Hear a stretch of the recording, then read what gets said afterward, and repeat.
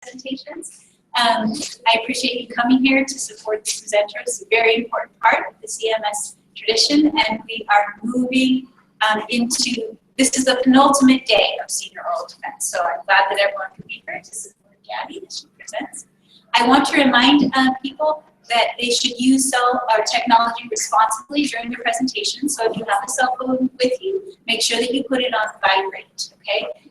And that you turn your attention away from the outside world and into this room, and give full attention and focus to the person who's presenting. The SCE presentation represents a tremendous amount of work. Students start at the beginning of the term working with our library staff to research a topic, and then they work to document their research responsibly as they write a paper addressing the issue that they've chosen to investigate. They propose solutions, and then they put together this final presentation.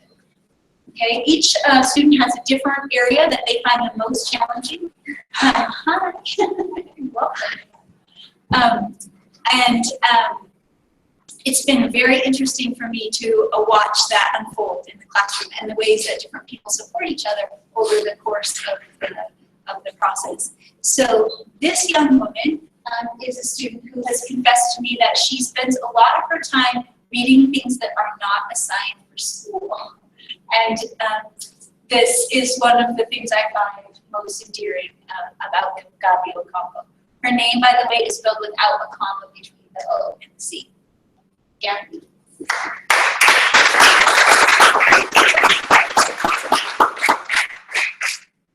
Der neue Rassismus. Die Situation in der Sprachenpolitik in der Vereinigten Staaten ist kompliziert.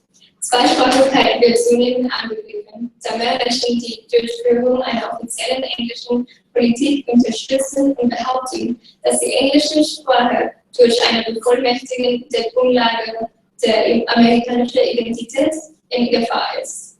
Wenn diese vorgeschlagenen Rechtsvorschriften bestanden würden, würde es bedeuten, dass alle offiziellen Funktionen der Regierung, Gesetze, öffentliche Verfahren, Vorschriften, Publikationen, Aufträge, Aktionen, Programme und Richtlinien müssen in der englischen Sprache durchgeführt werden.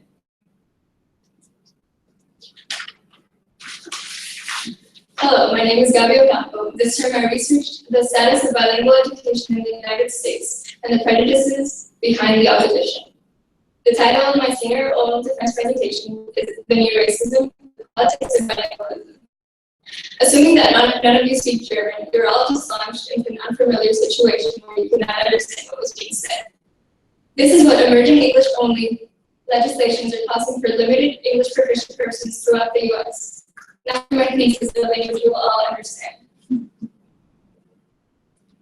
The situation surrounding language policy in the United States is a complicated one. Bilingualism is being increasingly attacked as more people support the implementation of an English-only policy, claiming that the English language, and by proxy, the basis of American identity, is endangered. If these proposed legislations were to be passed, it would mean that all official functions of the government, laws, public proceedings, regulations, publications, orders, actions, programs, and policies must be conducted in English. Such legislations would go against guidelines set by the Constitution and pre-established policies. While movement supporters claim that the idea has a basis in national identity, opponents believe it is a policy rooted in racism and xenophobia, something that as I researched this topic, I came to agree with. This environment has led to the further estrangement of immigrants and immigrant children in American society, as it affects the political and social sectors as well as the educational system. Some solutions that have been proposed include transitional bilingual education, dual immersion and maintenance programs, and countermeasures against the English-only legislation. What are the specific problems stemming from this? First one is legislation. The map above illustrates the number of states that have passed some sort of official English legislation. The question is, are these laws fully constitutional? The ACLU, or American Civil Liberties Union, wish to address these conflicts in a court hearing against H.R. 997, the English Language Unity Act of 2011. In the hearing, the ACLU commenced government mandates such as the Civil Rights Act of 1964 and the First Amendment to demand the position that H.R. 997 and other such laws erect a wall between linguistic minorities and the government, barring them from the legal rights. A clear example of interference with government functions is the consequences that the IRS will face, since they would be barred from distributing tax return guidance in foreign languages. Tax revenue would be hindered as a result. Apple lawyers therefore use the following effects in theory. Executive Order 13166, issued by President Clinton in 2000, states that the federal government provides the funds and array of services that can be made accessible to otherwise eligible persons who are not proficient in the English language. Implementing the proposed official English legislations would not only affect women and proficient people, but also deaf Americans, since ASL and other forms of sign language could also be restricted. As Attorney General Holder confirms, we expect against these propositions because the success of government efforts to effectively communicate with the public depends on the widespread and non-discriminatory availability of accurate, timely, and vital information.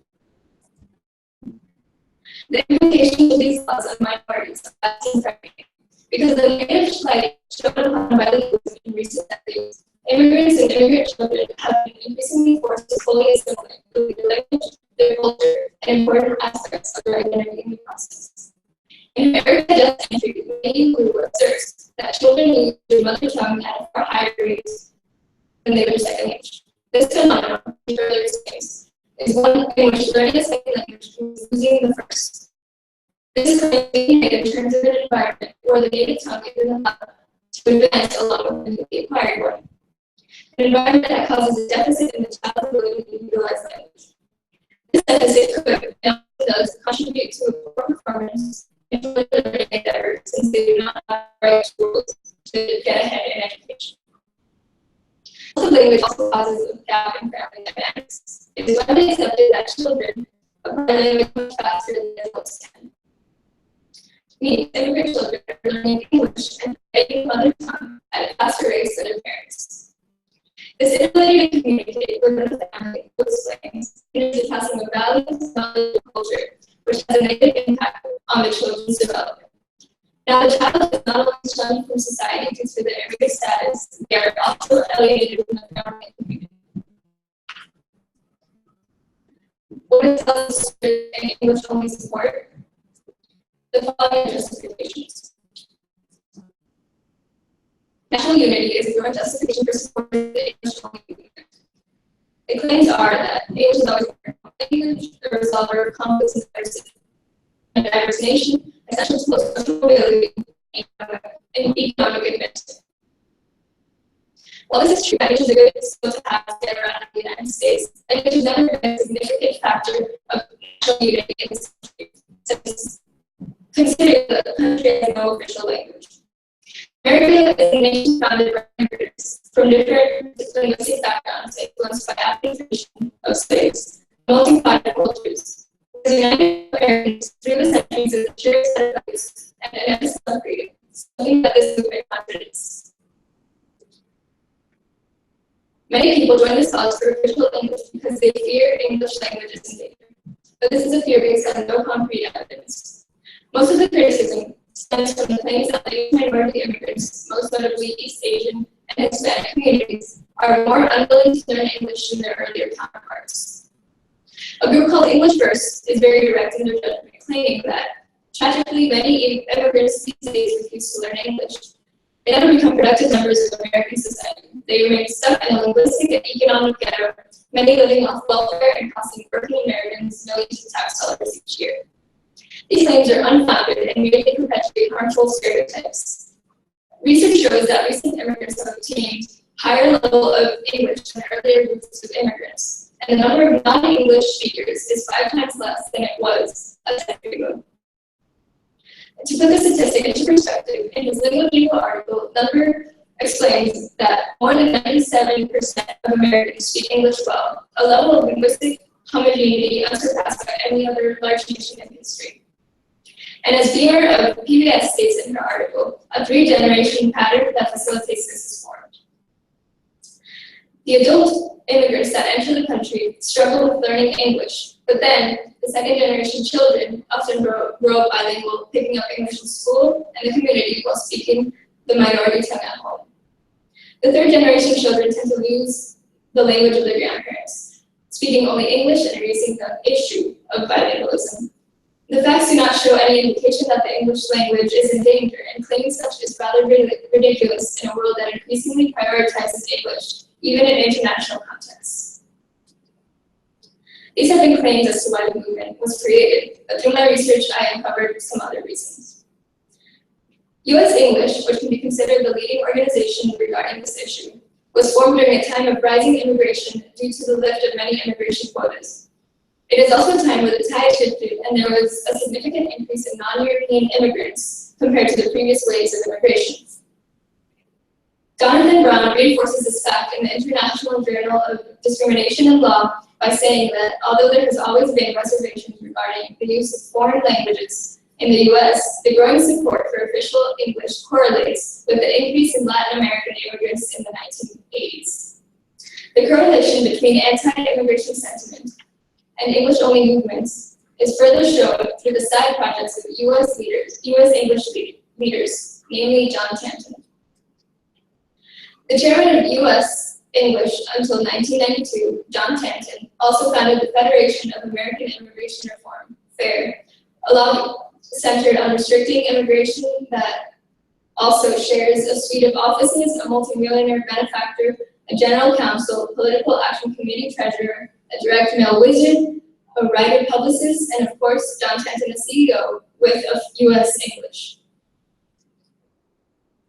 The underlying cause for the creation of organizations like U.S. English can be more accurately described as xenophobic.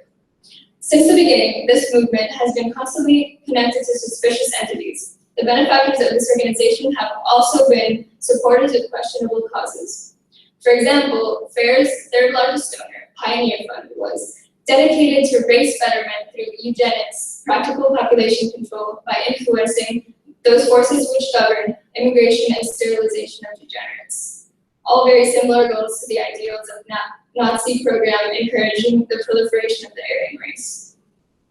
This is a problem in itself. It's the fact that the leading advocate for official English legislations have ties with Nazi sympathizers and KKK members, ties that have been brought to light and cannot be discarded as mere coincidences, does not raise red flags concerning the true nature behind these groups, what will? The first proposed solution is designed in order to give assistance to limited English proficient individuals, especially children, in the form of transition and emergent English programs like ESL. The goal of these courses is the full assimilation into an Anglo-conformist society. In an immersion program, where English is the only instructional language, the children are at larger risk of losing their mother tongue before they have fully mastered their second language. And we've already talked about the consequences of that earlier. But why should the goal of bilingual education be the total assimilation into American society and the complete loss of a person's native tongue? A better solution to help the immigrants enter American society successfully, which without having to give up the language of their home country, is the use of dual immersion bilingual programs. These programs facilitate the improvement and the maintenance of both languages, and through the incorporation of native English speakers, can help break down the segregation of English learners that can be harmful to their achievement, as well as promote better intergroup relationships and respect of cultures. Adelsky maintains that once a firm base has been founded in language minority children's native languages, they are willing to explore and find out how new language works. These children can also apply their background knowledge in their L1 to make sense of the unfamiliar, to create their own written English texts, and to read English materials written by others. So why bilingualism? Bilingualism should be seen as an asset, an added bonus, not something to be vilified. Lots of research has been done on neurolinguistics and the cognitive advantages of bilingualism. It has been proven through various studies that learning a second language increases the density of gray matter in the left inferior parietal cortex, and that the degree of structural reorganization in this region is modulated by the proficiency attained and the age of acquisition. This difference in gray matter causes enhanced executive functions of the brain, resulting in better focus and attention, increase short-term memory, and enhance problem-solving skills. It has also been shown that bilinguals tend to have an easier time in school and community contexts due to having a larger social network. Others have shown that preserving their home languages reduces cultural dissonance between children and parents, reinforcing parental authority and thus reducing behavioral problems. The most important part of the solution is a mindset shift. Language suppression is a pattern seen across the board in colonial contexts, from the Americans preventing the Native American children from speaking their mother tongue in reservation schools, to the Europeans introducing a school system to their African colonies that strictly forbid local languages from being spoken. Now, English only is a show of colonial power on local ground. We must fight to stop the spread of these English-only legislations as it perpetuates the stereotypes of English superiority. These solutions could also encourage all Americans to learn languages from a young age, in turn enhancing the U.S.'s outreach in international markets. Thank you.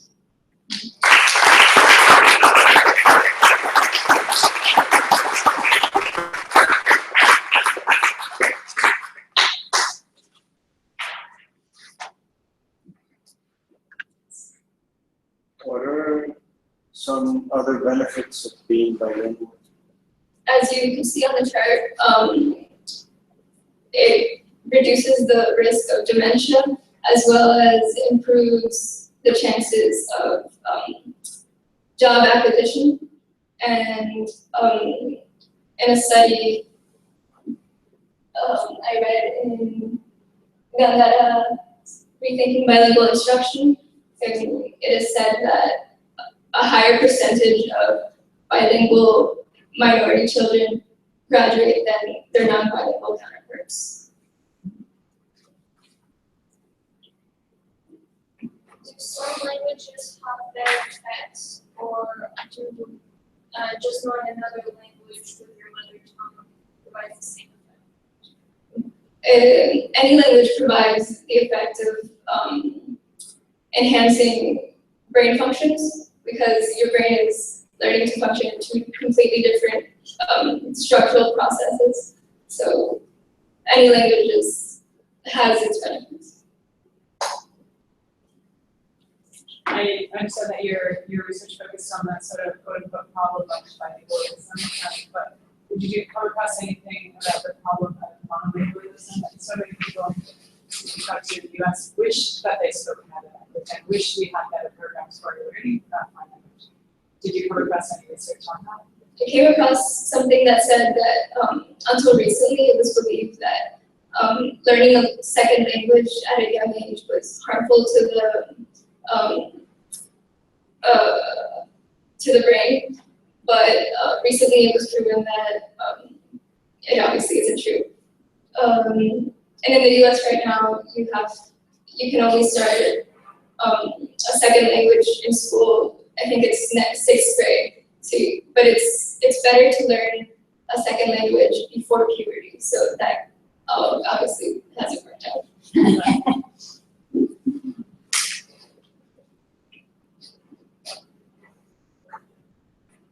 Liam first. You mentioned that there was this group called American English or something, and they had their main providers of funds or whatever were sympathizers with the Nazi America and the KKK. Is it that they were sympathizers with the ideologies, or were they actually officially a group that took that name Nazi or KKK?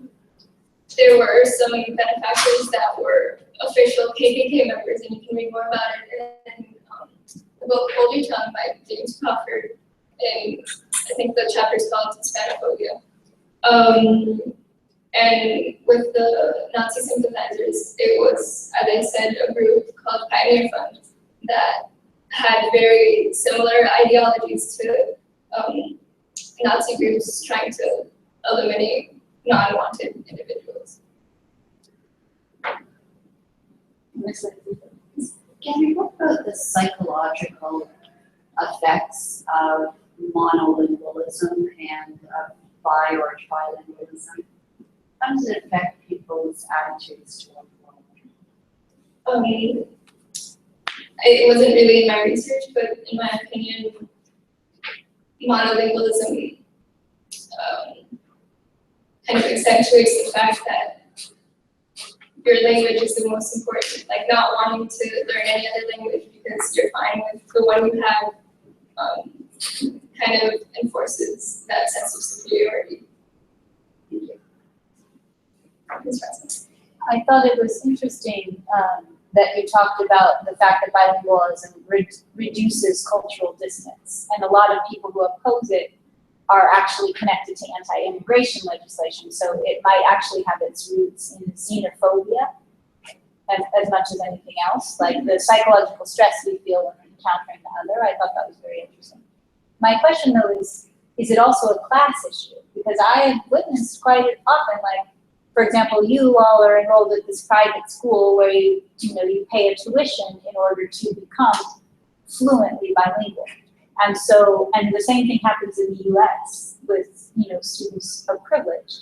And then the students that I knew who were first generation immigrants, coming with their families, they were discouraged and both academically and socially, they were discouraged, People would put a sign on the wall, English only in this classroom. So to me, there seems to be a class divide as well, and I'm wondering if you could speak to that.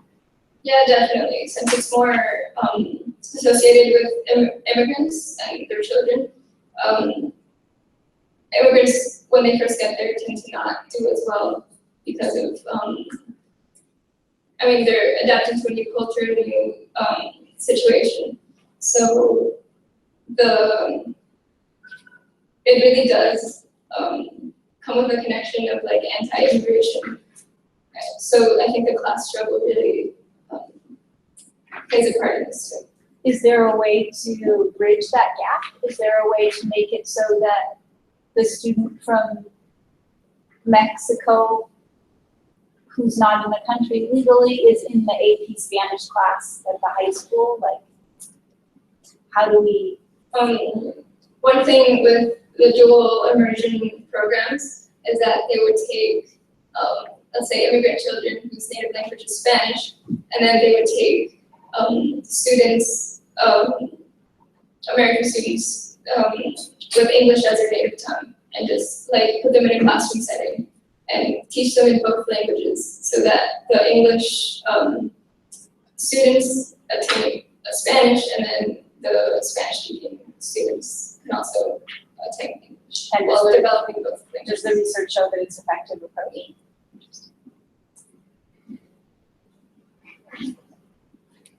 5 extra credit points for any junior who asks the questions. 1 second. I wish, is the government doing anything? Because we're seeing a lot of, there is a lot of immigrants that speak Spanish, and there's groups of people that speak Spanish, but are they doing anything in this, for schools, for kids to feel more comfortable? At the moment, not a lot of funding, especially to lower income schools where immigrants would probably go to. Not a lot of funds have been allocated for bilingual programs. The most help they get is ESL programs where they kind of have an advisor or something that helps them out once in a while, but it's a full immersion in English without much assistance.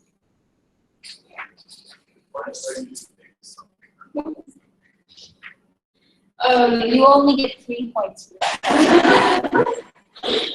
How would you even watch it? Well, somewhere at the beginning of the year, I was talking with Ms. Russell about this topic, and I really enjoyed it since I'm bilingual and most of us are. I really want to look more into it.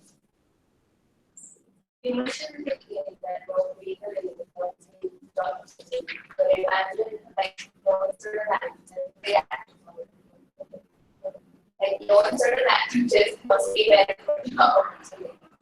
or is it just?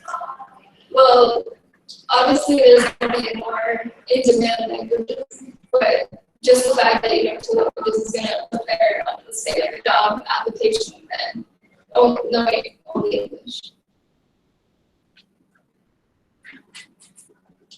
the danger is, well, it's because of the immigration part.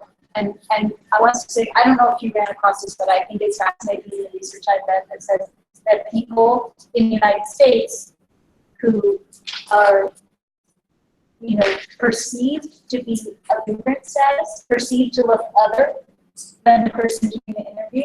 If they have high language ability, the person doing the interview assumes that the person does not have competent English skills, that their first language dominates. Whereas if the person looks more like the person doing the interview, then the person doing the interview will assume that it's a sophisticated bilinguality. So in other words, we have some bias, some racial bias around bilinguality. And I would predict that some of you are going to face this when you go to university in the United States.